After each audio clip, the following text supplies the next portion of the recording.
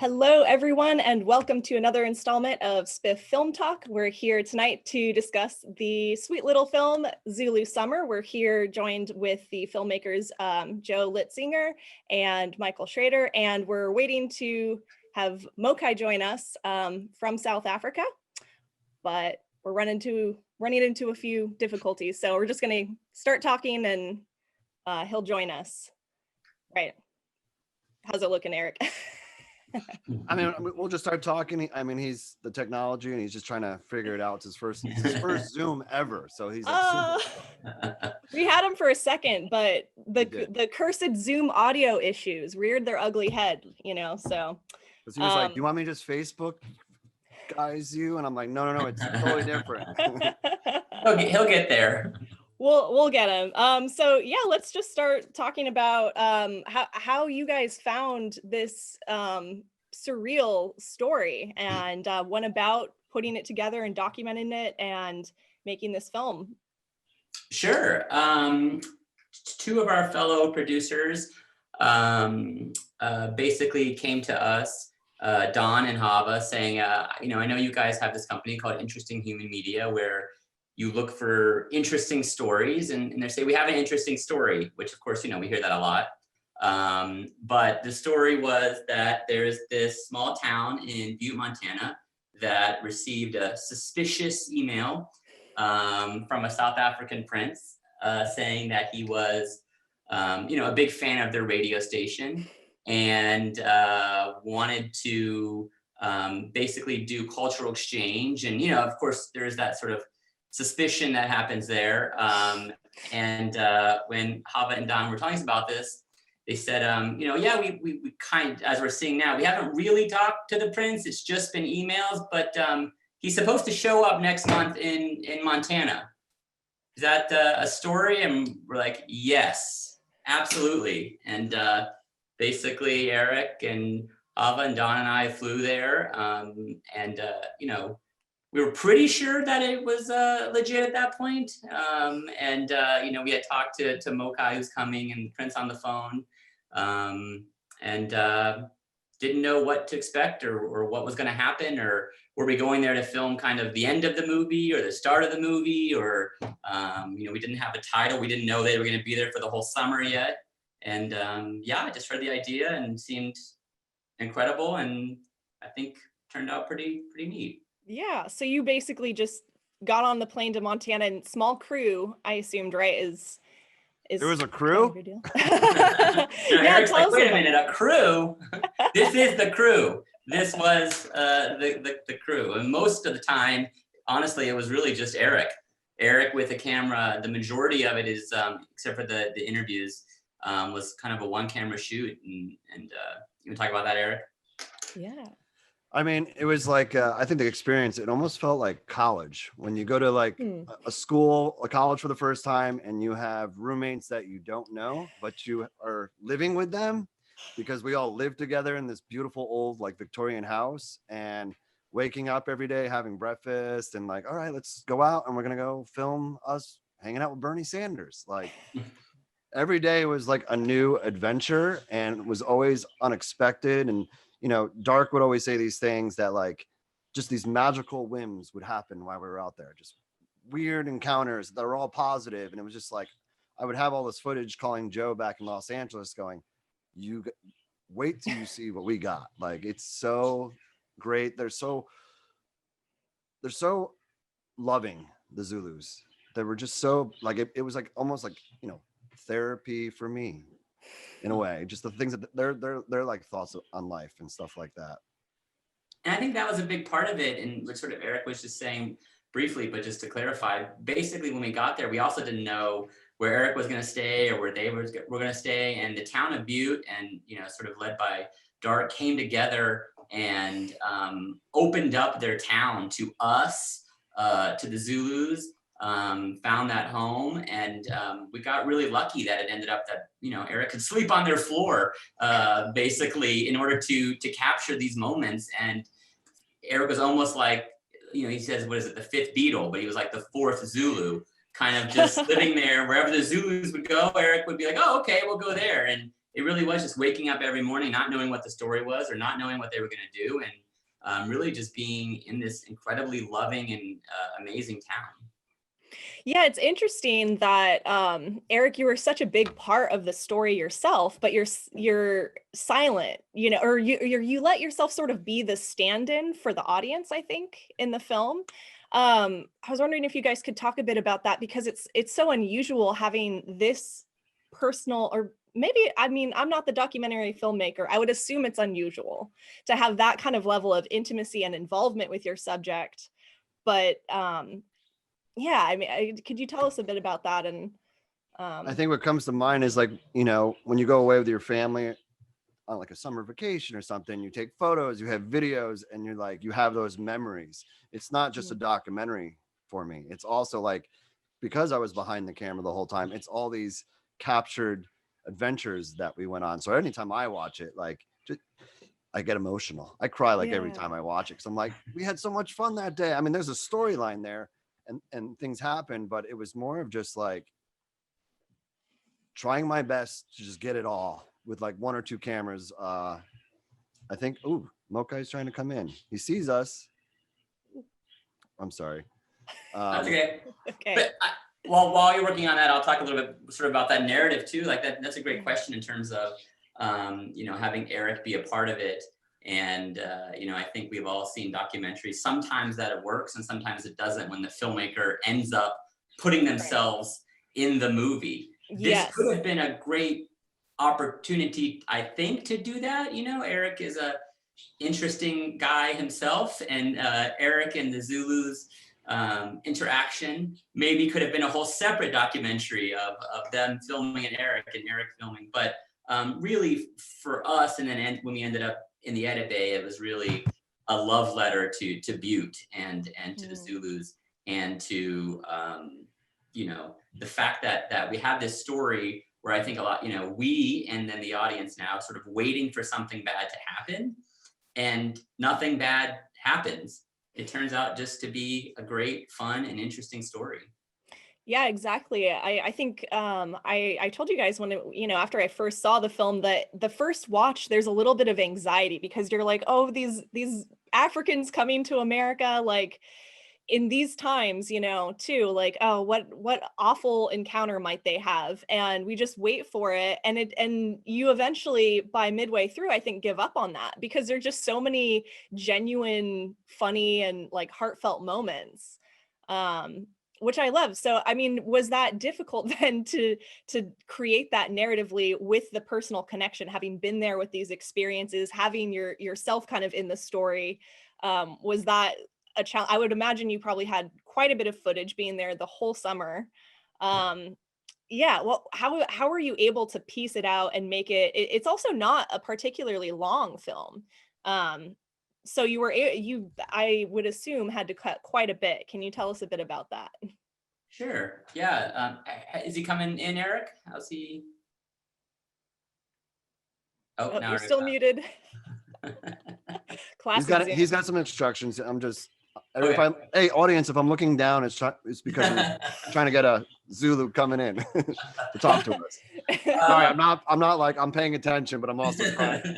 I can keep talking until you guys are back. So basically, yeah. So you know, great question. We did have a lot of footage. We did go back and forth because Eric and I also had have day jobs. I, for the most part, was only there like once or twice. Eric was there for a good 2 months.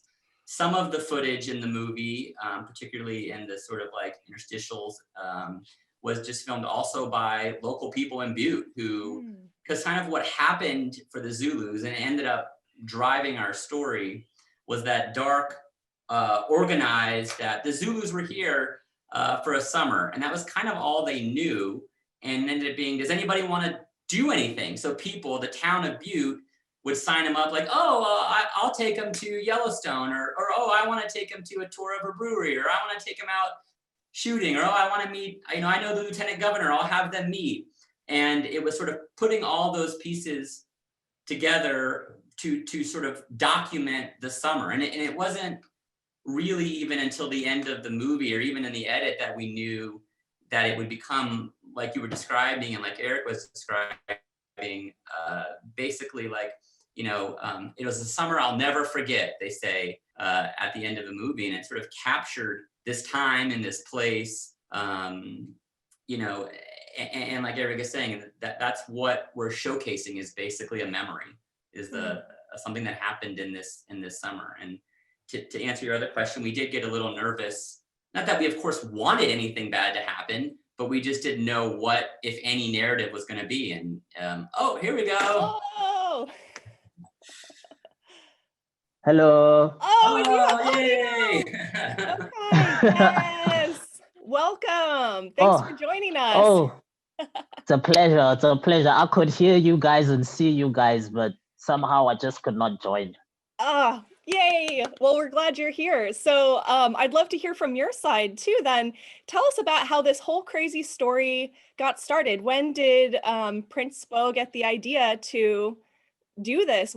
Tell us a bit about that background, leading up to the film that we saw.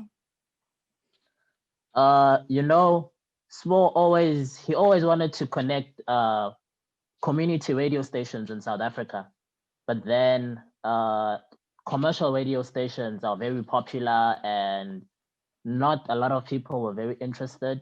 Then he just thought, what about other countries? And he's always had this thing with the United States. And when he contacted KBMF, I don't think he also knew that they would respond. And then when Doc responded, I remember he called me in the middle of the night. And it's like, hey, this guy responded. And then they started having this back and forth. Then we started listening to the radio station. And from then onwards, like, let's see what we can start. And then they were like, okay, come over. And I think when Doc was explaining it, he thought it was like a joke. If I say come over, you guys are not gonna come.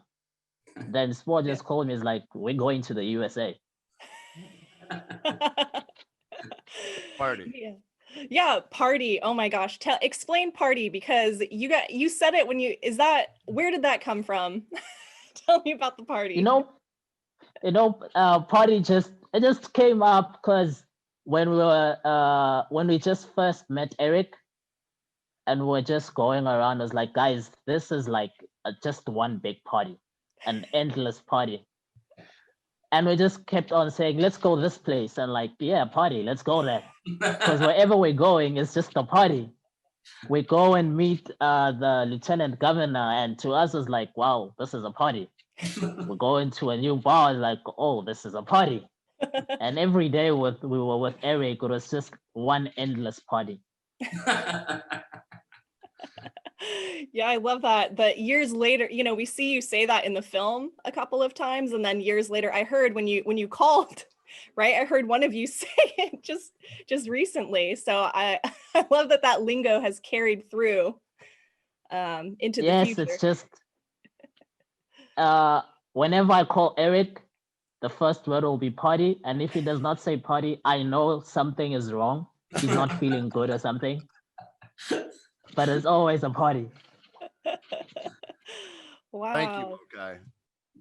Thank you. It's like a hello, how are you? Like, I didn't know these gentlemen, and I, stuff we say at the office or with friends. So I was like, I'm gonna get them to like me, or like just open up like the relationship right off the bat. And they're like, did you say party? And they just got really into it, and then everyone started saying it. When I rewatched the film, I had a thought. I rewatched earlier today to refresh, and I realized that I think some of what's so delightful to watch about this is we're able to see on full display this very human kind of childish desire to share. There's this genuine just theme of, it's just what happens, I think, naturally between people when someone different shows up to a new place, and there's that natural excitement, that really innate kind of primal, innocent, like, let me show you, I'm struggling to that's my best way of explaining it. But I think that's sort of the magic of this, is it almost feels like a return to childhood when you meet a new kid, and it's exciting because they're different and you want to show them your world. do you guys have any thoughts of that, or is that something you kind of felt with the experience, or yeah, what do you, any thoughts on that?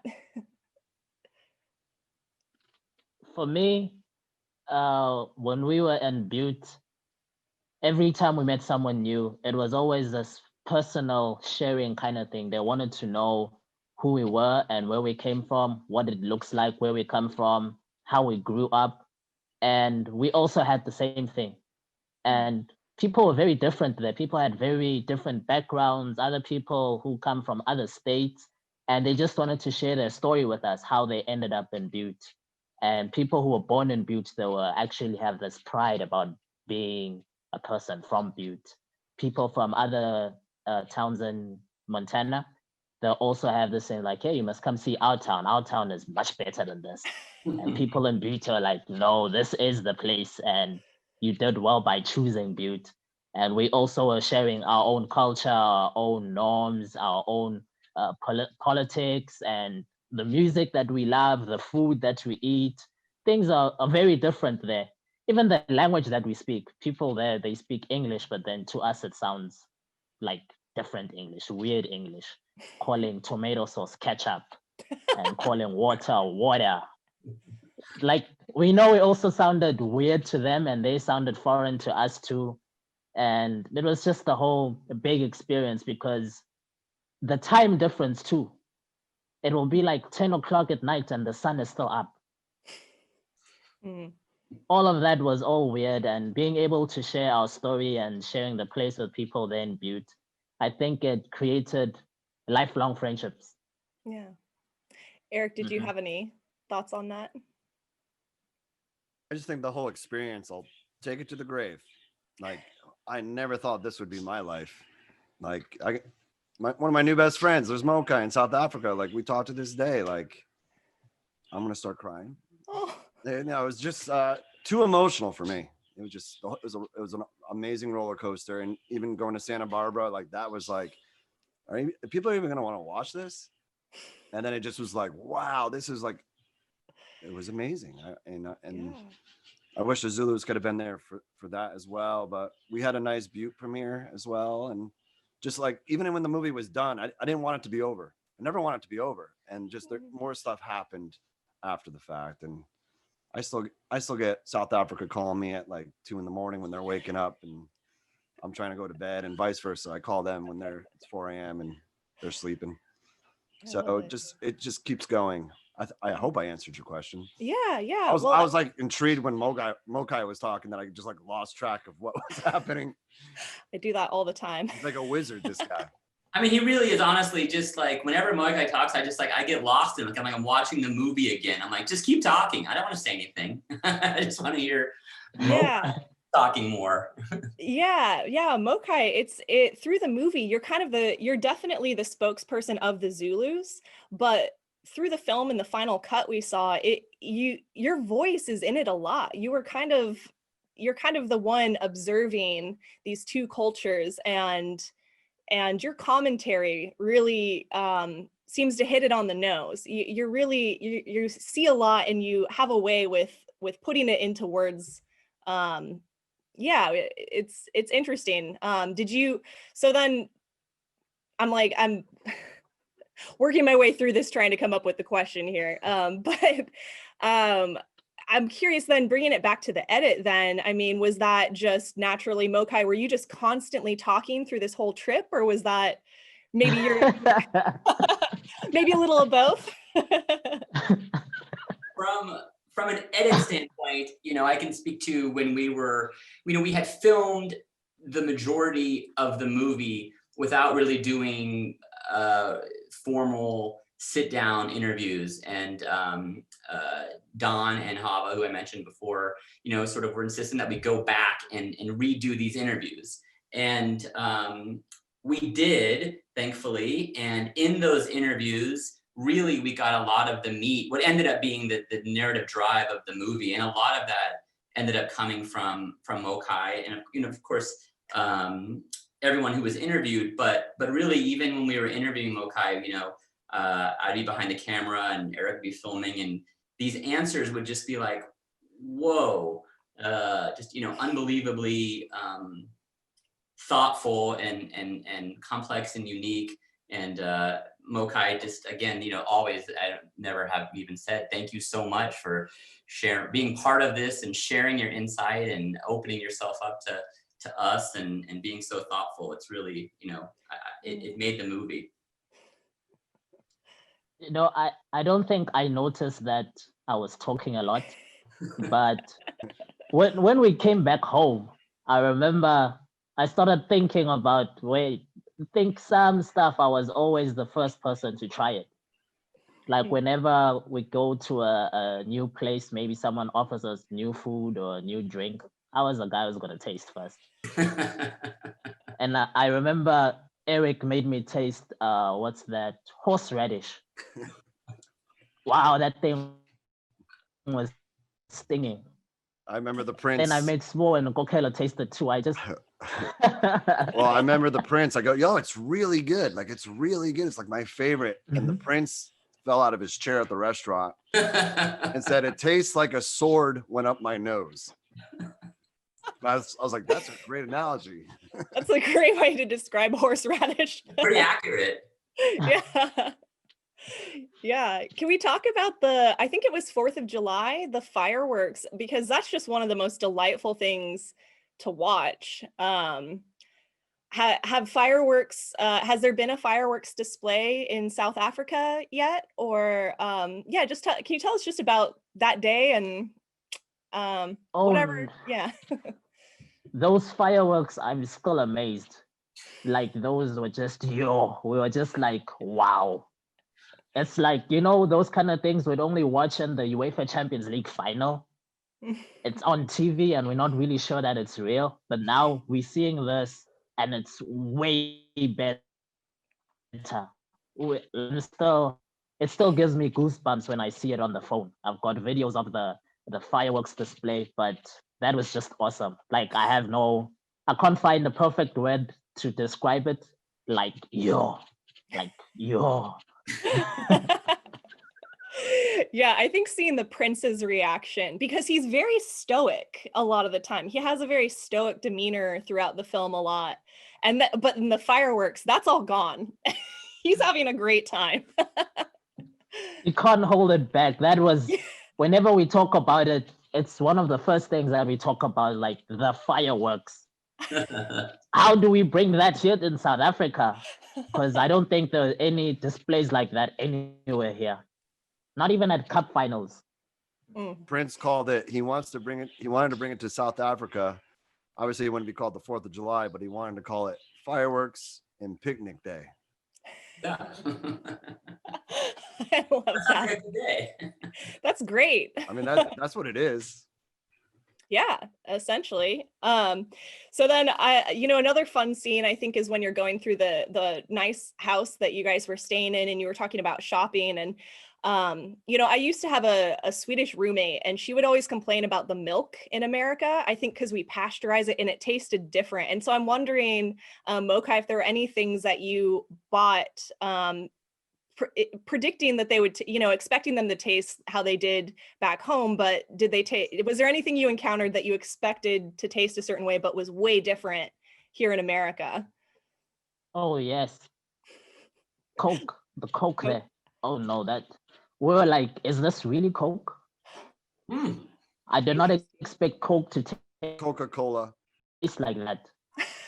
Yes, the Coke was very different. Like, it tasted like some watered down Diet Coke, maybe with some sugar or something and vinegar. But it was not the Coke that we drink here. It had the, high fructose. What was that, Joseph? Yeah, the fake. Yeah, probably. I think our Coke doesn't have sugar in it. It has high fructose corn syrup. What kind of foods did you guys miss the most when you were?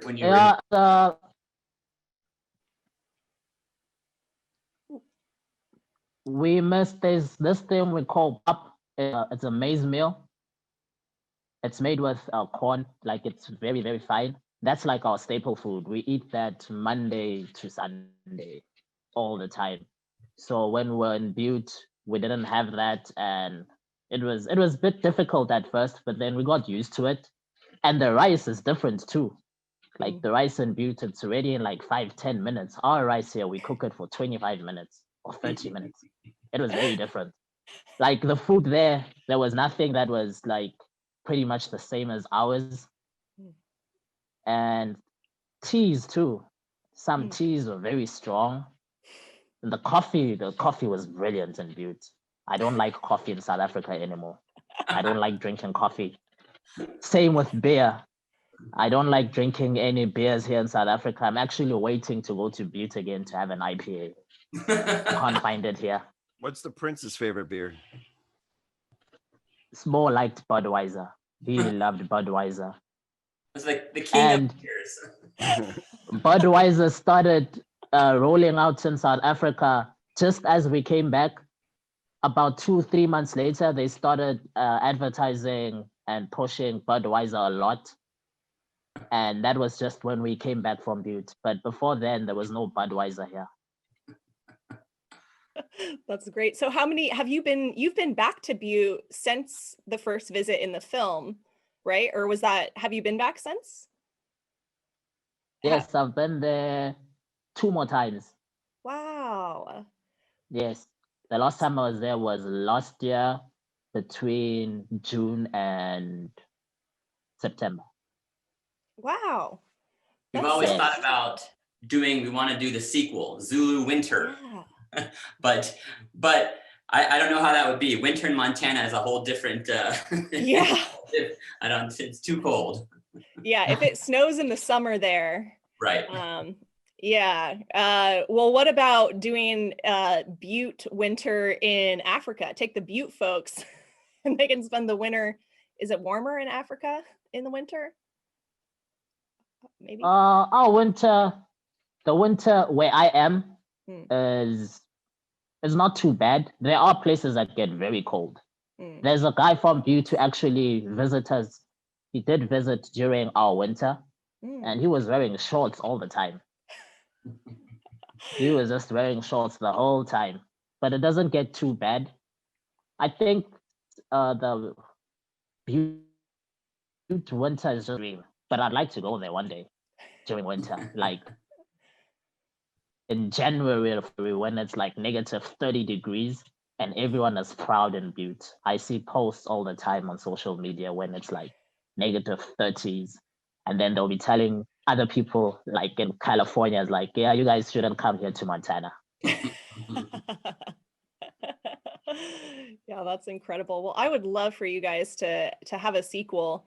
And something I wrote down actually after the second watch too, that felt like another message in the film was, it feels like one of the central themes is kind of that there's nothing that a strong community can't do. It feels like community is the central theme of this. And yeah, Mokai, I'd love to hear kind of your thoughts about that and about how the experience of coming to America, to Butte, created this community that you and the people in Butte now share, because there's been all this cross travel, you continue to visit. Can you tell us a bit about that? The feeling about community being able to achieve anything. The people who came to visit here from Butte, I don't think they're people who just be able to afford to come to South Africa, same as we just can't just say we're gonna go to America and stay there for a month or 2 months. It's all about, hey, I want to come over there. How can I make it cheaper? Things like we'd even check flights for each other. Like, okay, from here I can see this website, check this agency, and from the other side they're like, okay, from here you can do this, and it just makes it so much easier. And you know what to expect. A person will show you things that you'll never find on the internet or if you are looking for yourself. And that whole togetherness, and it creates this personal thing from the beginning. And when people come here, they meet new people, and those people also have that community thing that we got in Butte. Because it's not necessarily that I just know one person. When you get there, everyone wants to get to know you. Everyone wants to show you around. They just want to be part of this one big thing. Wow. That's lovely. Eric, did you have any now that you as the filmmaker have been, you know, brought into this community as well. Yeah, what's it like for you? I wanted to make a comment that I actually went back to Butte on the 4th of July without Zulus in town. And it was everyone from Butte become friends of mine, but there was something missing from that experience of filming that documentary, that when I went, I would look to my left, to my right, and they weren't there. I'm just going to say that. I still have friends in Butte. I still have friends in South Africa. What was the question? Again, he started talking. I just fell. We're just talking. I know it's throwing me off too. It's like, I just ask Mokai every question. No, it was just, I just wanted to say that I did go to the 4th of July. Butte did it again so amazingly with fireworks for 4 days straight, but there was something definitely missing. Like I had Dark there and that was great. I had the people at the radio station, but those guys weren't there.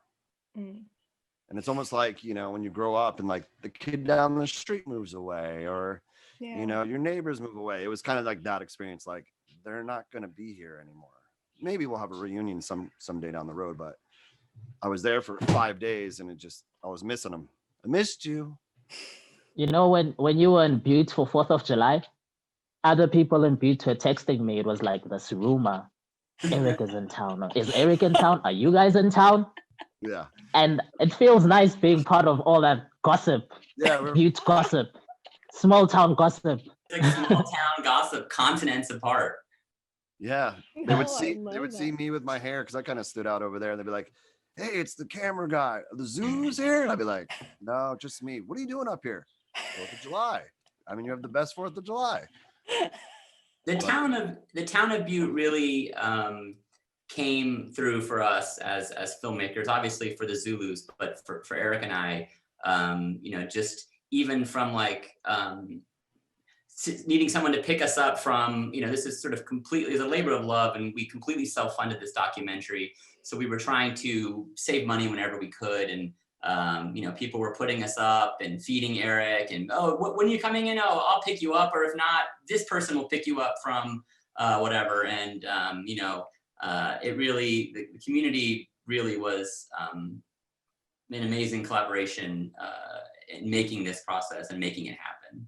Yeah, thank you for saying that, because that's such a beautiful tie-in, because filmmaking is such, I mean, it is the collaborative art, I feel like the collaborative art form. And as you said before, that some of the footage in there was actually shot by Butte residents. Would you guys call this this project in particular, especially a community thing, community project, community made? 100%. You know, we've always said like this movie, in addition to documenting a summer, one was a love letter to Butte, Montana. You know, anyone goes there, I think you fall in love with that town right away, and the people in there. But also a love letter and a thank you to the town for everything that they did for the Zulus, and then for us making this movie happen. Particularly again, because you know, this was basically Eric. I want to say Eric and I and Hava and Don, but really it was Eric there living with the Zulus, filming all the time, one camera, you know, very limited budget, which is just whatever, you know, we had. And really we could not have done it without the town, and not just the town. Our, you know, small budget that we did have came from a small grant from the state of Montana, but the community within the community really made this movie happen. And 100% it's a community made movie with 2 outsiders from Los Angeles and a couple from Nangoma, South Africa. But yes, 100% a community made movie. I love that. Well then, Eric and Mokai, is there a quick or a good story from one of the adventures, one of the many adventures that you guys went on that we didn't see in the movie, but or maybe we saw a little bit in the movie, but there's a funny backstory that you guys can kind of give us the inside scoop or the behind the scenes, you know, the gossip about? Anything come to mind? Probably a couple things. The first one I can think about is the one where we were playing, what do they call that? Is it ping pong? pong something. Beer pong? Beer pong. Yes. Yeah. How we actually got there is just some weird story because we were outside this bar and it was closing. It was 2. And this guy's like, hey, who are you guys? We're like, oh, we're from South Africa. It's like, oh, wow, really? We're going to this party. You guys want to come? And Eric was there too. It was like, hey, Eric, here's this guy says there's a party. And Eric was like, what? Where? And like, we all just go there. And I remember Eric and Small were just having this huge fun time there. And we're in this house. It's like a house party that's going on. And then we're like all getting this, like after curfew, 2 a.m. is already past and we're supposed to be in bed. And then we're in this house. We don't even know where we are. We're somewhere in Butte. And then this guy's like, hey, don't worry. I know you guys. I'm going to take you guys home. And we're like, what, really? And that was just so fun. Like, I always remember about that night. And because dangerous. you're just there. Oh, and drinking. And drinking. We were so wasted. And we'd... and we didn't know where we are. We're in this foreign country. Don't even know where we're supposed to be going. Well, Butte is an Irish town.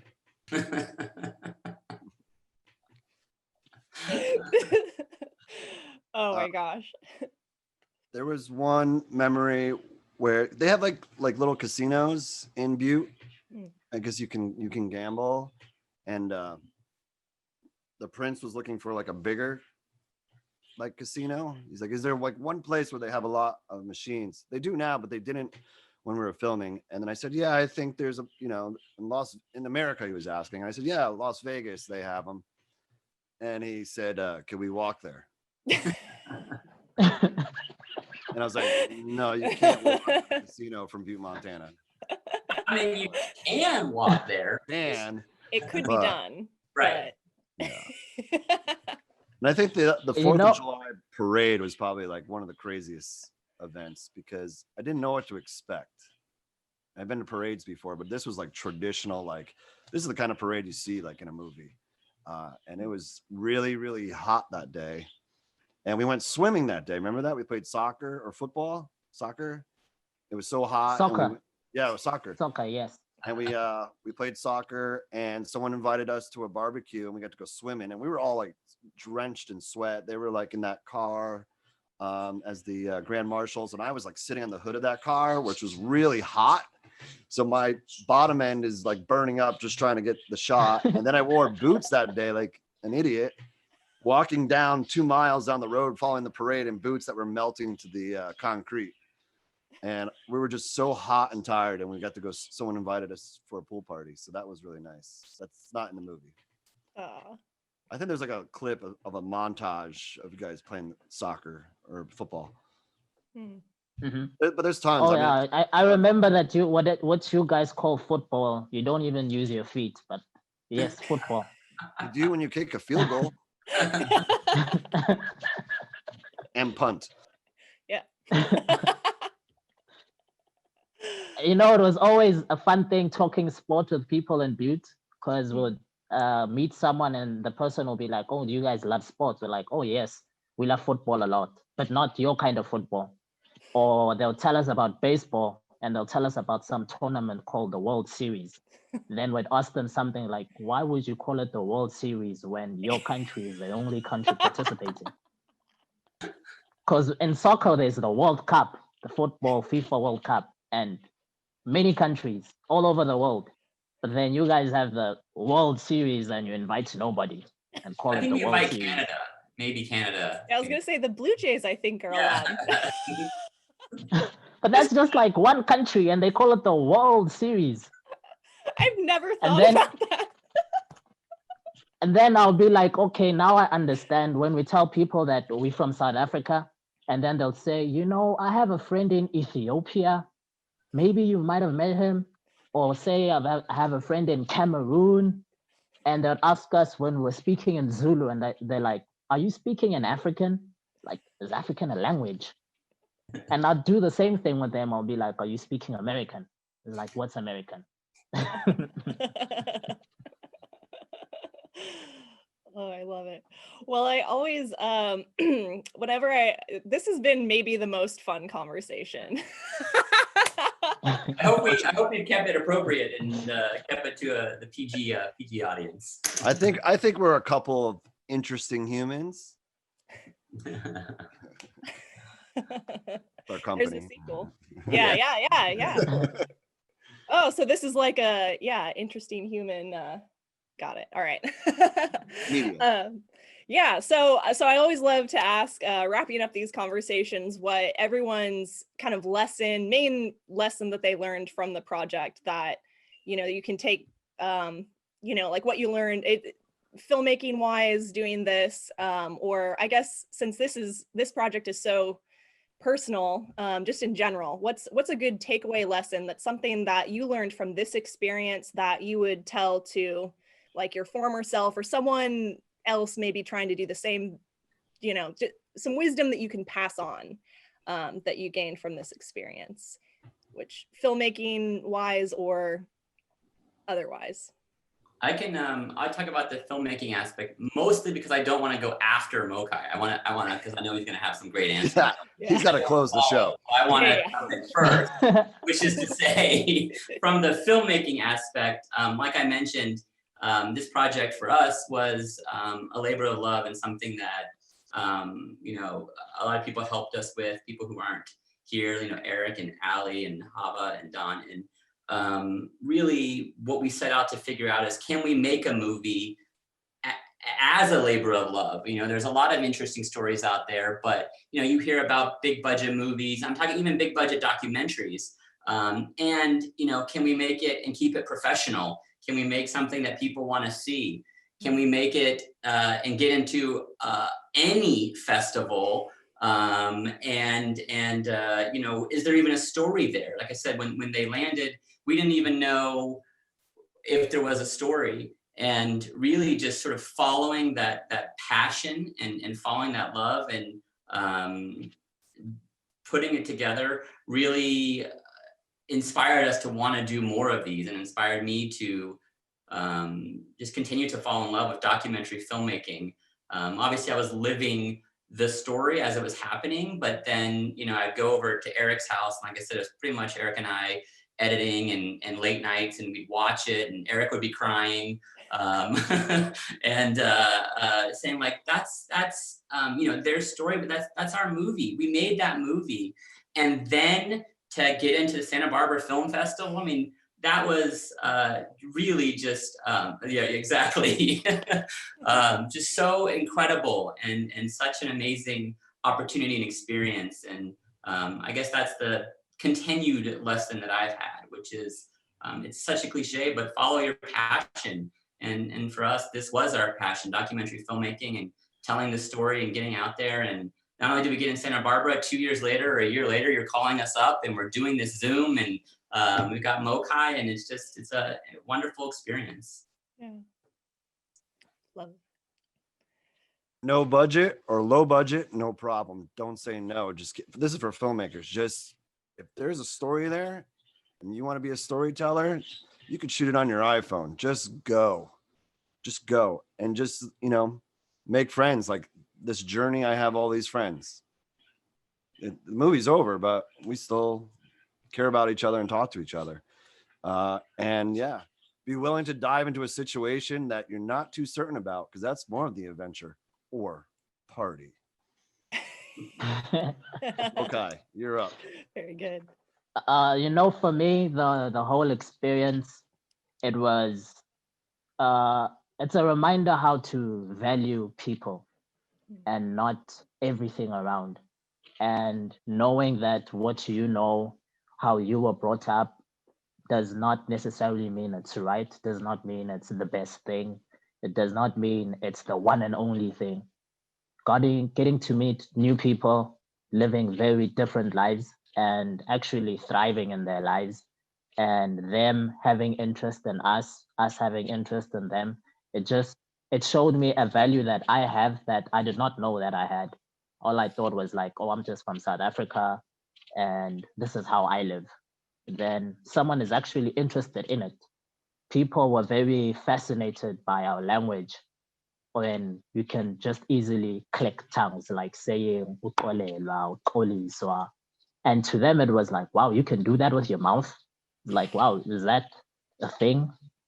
And for them to actually value something that to me just came naturally, it just makes it something that whenever you see something new and when you meet someone new or get introduced to something new, just go in it with an open mind.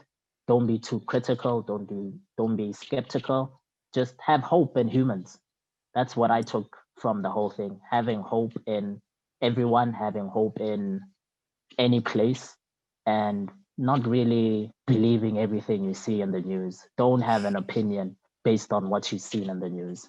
Just have hope in people. I think for me, I'm always going to keep that in my heart. Having hope in people, as long as a person is breathing and is interested, and I'm interested to just have hope.